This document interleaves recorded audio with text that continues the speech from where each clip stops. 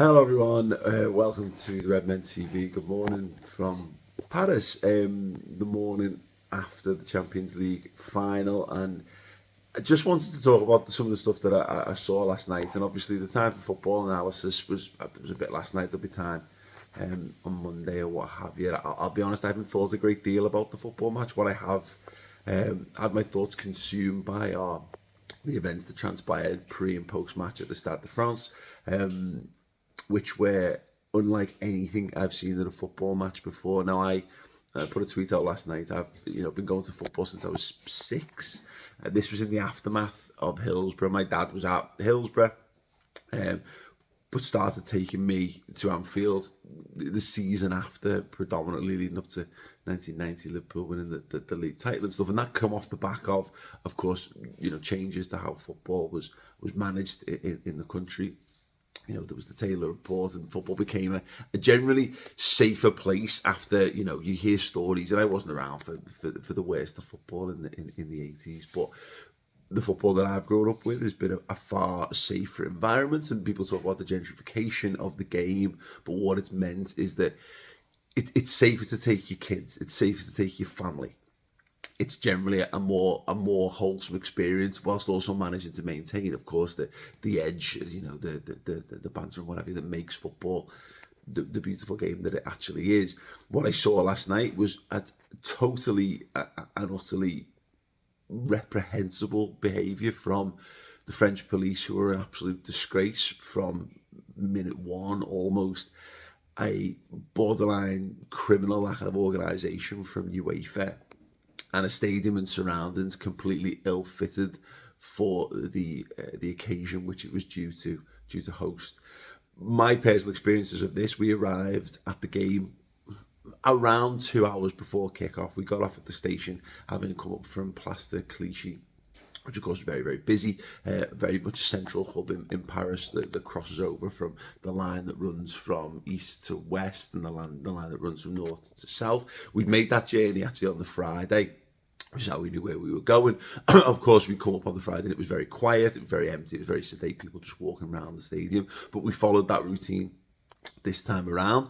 When we got off the station, of course, as I say, it was very, very, very busy, but everyone was in good spirits. Liverpool fans and Real Madrid fans mixing, no issues whatsoever. We funneled off to the left, which was kind of like the flow of foot traffic and the way that we'd walked previously, which is where you led sort of under an overpass and then over this sort of red bridge that leads towards the Stade de France.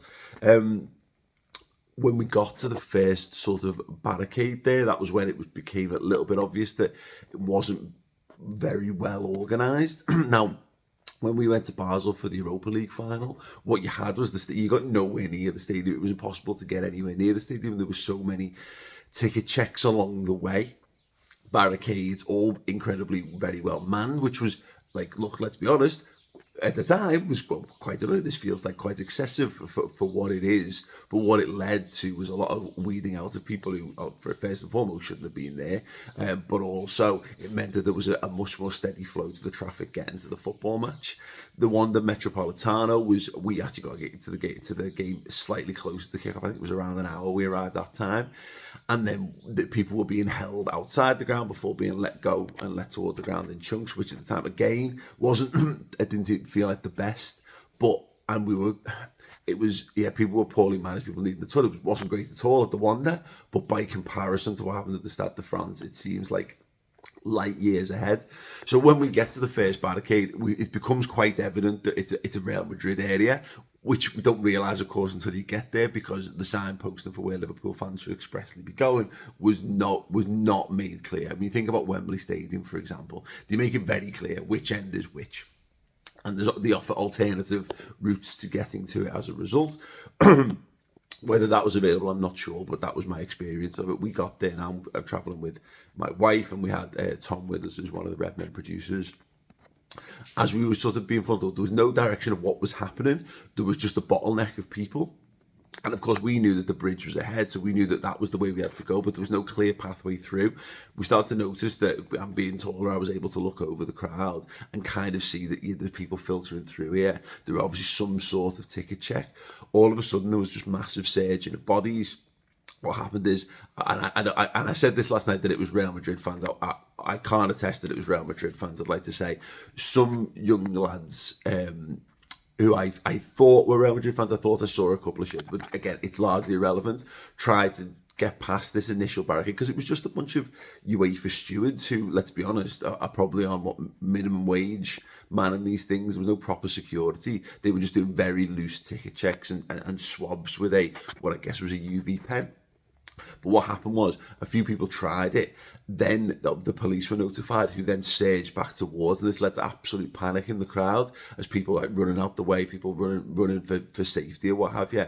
They settled down and we kind of moved to one side. As an aside, this is a point where Tom noticed someone trying to pickpocket my bag off me back, and he was able to stop that. So we got our tickets checked and we get through, and then it's very, very busy when we make it across the bridge. We get round.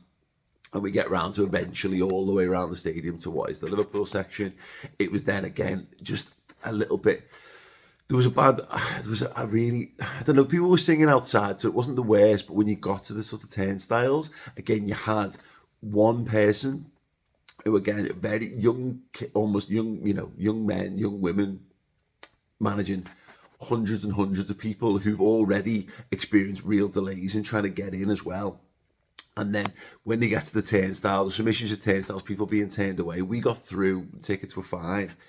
And then what we saw is it was just absolute carnage from then. We saw the first signs of there being sort of breakdown of security and what have you. And then we get into the ground and it's a bit shaky. And that was largely the worst of our experience, kind of arriving. By the time the game gets the kick off, and we're hearing the delays and delays and delays. People are starting to drift feed in, and we're starting to hear stories about people being tear gassed. There's one woman who must have been in her 50s, came in floods of tears, really shaken up by the experience. We're starting to hear from other people in our group, Ben Kelly, talking about being on the receiving end of tear gas as well in the waiting to get into the ground, and Liverpool fans being held back, and the announcement that it was fans arriving late, fans arriving without proper tickets. It was just horrendously mismanaged from the start. The Stade De France is obviously a big stadium, but the level of organisation was just not there. And okay, well, you think, okay, maybe that's it. What else can go on? We finally get the game underway. The vast majority of fans, it looks like at this point, and I'd gone about 10 minutes before the actual kickoff. I'd gone outside, and it looked like people were starting to flow into the stadium. It looked like it calmed down, but there was just so much outrage and anger from the people who were coming in. People who, and I've seen the faces of people, look incredibly rational people, just trying to say to people, this is an absolute disgrace as they're walking in, having to have their say because of how they were treated on the way in. But anyway, people filter through. It's the game. The game goes ahead, and we know what happened in the football match. But what happened toward the end of the game as well is the last couple of minutes, the riot police came out and stood in front of the Liverpool fans. And this is, I believe, is a knock-on impact of this notion that, of course, that Liverpool fans were to blame somehow in the start for the things leading into the football game, which is absolute nonsense, of course. But what you have is aggression adds to aggression. It leads to escalation. I always talk about going to Bayern Munich away, and there being a presence of police, there being a presence of security, but they were so hands-off. I went to Red Star Belgrade, one of the most hostile atmospheres I've ever been in, being spat at all kinds by away fans, but the management of the game by the people in and around the game, the facilities were horrendous, but actually outside the ground and how people were managed in and outside of the stadium was, I had no issues with that whatsoever. What we got when the full time whistle, and it was evident Liverpool had lost, and the riot police finally kind of filtered away, but it told you what they thought of fans, and fans were already irate at the idea of being penned, being bottled, being pepper sprayed, and their families and everything that they've gone through to get in, and then basically being shown by the authorities. It's like, we think you're scum, we think you're trouble, we think we're here ready for a fight. And that's what you see, I think, with heavy-handed police. When they expect a fight, you get a fight whether you want one or not. And we saw that as we walked out to the ground. I was expecting it to be pretty calm, busy but calm, walking back to the station. It was an absolute nightmare. And for me, this was the worst of the experience, where we just, there's the point when my wife, Charlie, just says, stay away from the police. keep away from, stop walking towards the police. I don't feel safe around the police, which is the most backward statement I could possibly think of. People whose job it is to protect you, to make you feel safe in the environment that you're in, with the aggravators, who you didn't want to be near them because you felt that the police could go off at any given moment. And this is, bear in mind, by the time we're leaving the ground, I stayed and watched the trophy lift, so it's a good, probably half an hour plus, or maybe even more, after the full-time whistle. We're in a crowd of Real Madrid fans who, again, are all in good mood. Finally managed to find our way to Chris and Tom, and they've been tear gassed, just standing around waiting for us. So we had to make our way back across the bridge, heading towards the station again. The police have parked the van across one half of the entrance to the bridge, which is causing a bottleneck, which is causing crushing, which is causing distress, which then leads, of course, more and more bodies piling up behind us. We managed to make it through across the bridge. As we come down the other side of the bridge, though, there was a point where, and there may have been an inciting incident, but I genuinely can't. I didn't see what it was, and it wouldn't. I just can't imagine a world that leads to this. Is all of a sudden people are panicking and running towards us at full speed. The crowd parts, and what's left in front of us is a couple of people, fans on the floor, and the police with guns pointed at the football fans, with shields up and guns pointed at us, and other people, other police who were standing right around doing nothing to the side closer to us, are basically pushing people off to the side and telling them to go around. Like, guns pointed at us at a football match. Now, I have a friend who's an officer in the American military, and he once told me that you're always trained that the only time you ever point your gun at someone is if you're going to shoot them. And having that advice ringing round my head was one of the most terrifying experiences of my life, seeing that pointed, and knowing that they say they decide that someone's the problem, we're in the line of fire. There is, I genuinely, I haven't got the words to talk for a living, and I haven't got the words to describe that. Like, can you imagine that? Can you imagine walking away from a concert? Can you imagine walking away from any event, and for whatever, having guns pointed at you? It's beyond ridiculous. And that's, we managed to move away from that. And I said that the mission became from then on is stay clear of the French police because they're dangerous, and find a way to just get clear, to get away from the crowd and get back into central Paris. And mercifully, once we finally pushed through the crowd, we found our way onto the train. The trains, of course, were packed, but we got on and we got back to Paris ultimately safe and sound. We were very, very lucky, all told. The stories that I've seen pre-match and post-match, people that I trust, respected journalists covering this. And the worst thing about this ultimately is that, and look, you can't help tribalism, you can't help reactions, but this idea of it's Liverpool fans again, that's the thing that scares me most about this, is that instead of looking at UEFA, instead of looking at the police and saying absolute disgrace, because Liverpool have been involved in incidents which, when it comes to Hillsborough, let's be honest, was proven in court, was legally proven not to be Liverpool fans' faults. So, the idea that this can be held over is it just makes me sad more than anything else. And yeah, I don't know. I don't know how to react to that. I started taking my kids to the football this season. So both my son and my daughter, my 6-year-old and my 10-year-old. So I brought my wife for the first couple of times this season. We went to the FA Cup semi-final. Perfect. No problems whatsoever. So I went to the Super Cup in Istanbul. No problems whatsoever. No problems in the Wanda Metropolitano. No problems over in Basel. No problems in Kiev at all. Kiev was an absolute joy. Paris, France, one of the biggest cities in the world, used to hosting big events. The thing was an absolute shambles from start to finish, and it's a shame that there might people think it comes across as sort of sour grapes or whatever. Honestly, I've barely thought about the football. Abhorrent, absolutely abhorrent. And I hope everyone who was at the, people got it much worse than I did. Families will be shaken up. There'll be children who won't want to go to the football again. There'll be people who won't want to go to the football again. It makes me consider if you want to go to big events again, because it's not safe, and it should be safe, and that's not on football fans.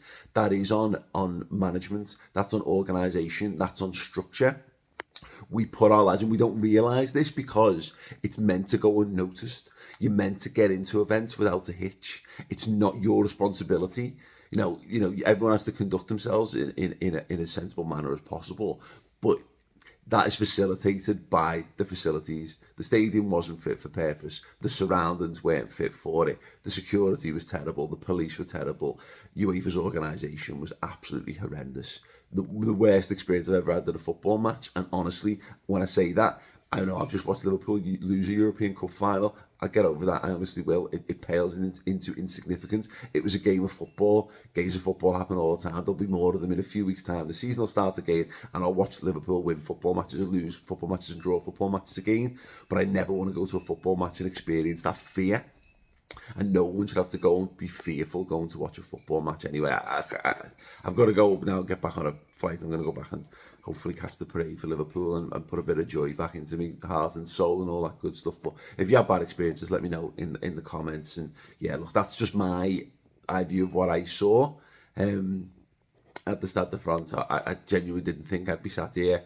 I'd much rather be sitting here talking about the Real Madrid goal. Honestly, I'd rather talk about the things that Liverpool maybe didn't get right on the night, the things that Liverpool definitely did get right on the night. But here we are. I thought it was important to just share my view of what I saw and what I experienced last night, because authorities are very good at putting the blame on fans, and I'm sure UEFA will try.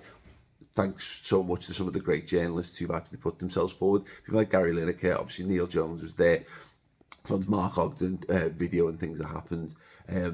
Go and see more of that stuff and make sure the truth is known, in case they decide to try and put it all on Liverpool fans and Real Madrid fans and football fans in general. UEFA are a disgrace, and the French police are even worse.